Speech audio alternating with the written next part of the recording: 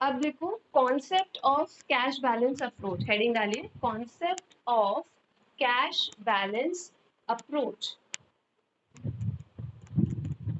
ठीक, इस पे लिखिए according to cash balance approach, according to cash balance approach, the value of money, the value of money depends upon the demand for money.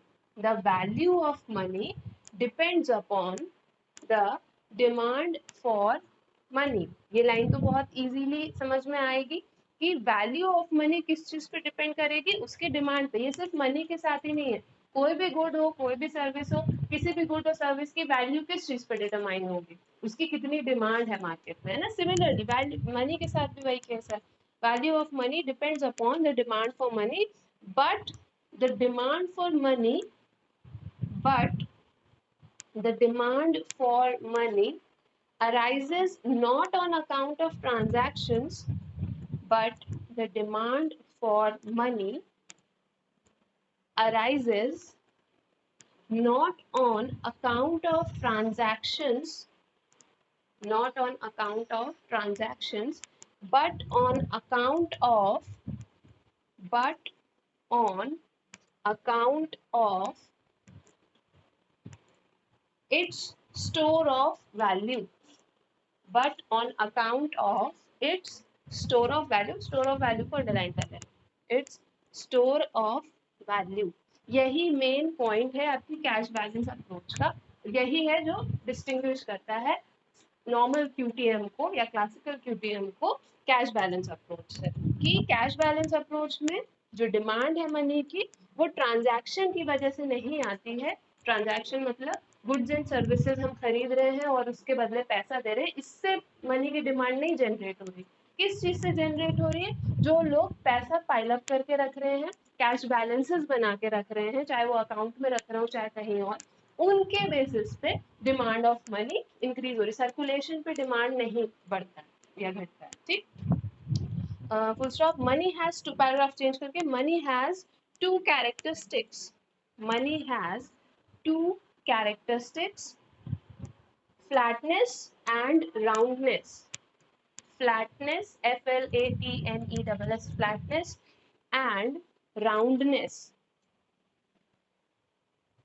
ठीक, flatness and roundness यहाँ पे इसलिए term use किया गया कि फ्लैट है मनी, इसका मतलब कि उस वो जो है तो मनी इज सिटिंग, और राउंडनेस का मतलब है दैट मनी हैज विंग्स, यानी कि मनी जो है तो सर्कुलेट अगर हो रहा है तो वो राउंडनेस शो कर रहा है।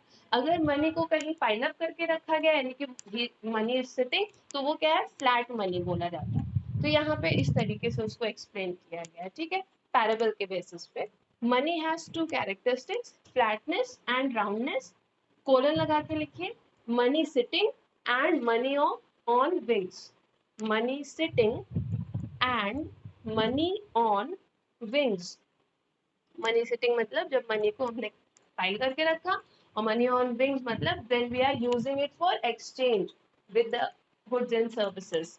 ठीक, फिर से एक छोटा सा डैश लगाइए, कोलन लगाइए, to serve as a store of value, to serve as a store of value and as a medium of exchange, and as a medium of exchange। ये लाइन बहुत इंपॉर्टेंट है, इसको ये समझिए कि मनी के दो कैरेक्टरिस्टिक्स हैं। अब उन दो कैरेक्टरिस्टिक्स को तीन वर्ड्स में, क्या 6 वर्ड्स में डिफाइन किया गया, फ्लैटनेस एंड राउंडनेस। तो फ्लैटनेस यानी मनी सिटिंग, और मनी सिटिंग यानी स्टोर ऑफ वैल्यू, और दूसरा जो कैरेक्टरिस्टिक्स है वो है राउंडनेस।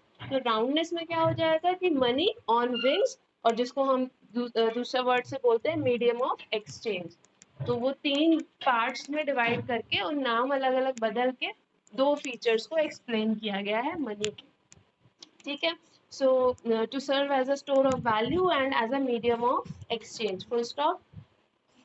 कोट करके एक लाइन लिखिए, in the one, in the one, in the one use money, in the one use, in the one use money piles up, in the one use money piles up, comma, in the other it runs around, in the other it runs around, यानी एक में pile up हो रहा है और एक में exchange हो रहा है, सर्कुलेशन में जा रहा है, ठीक। फिर पैराग्राफ चेंज करिए, नेक्स्ट पॉइंट लिखिए, thus according to this theory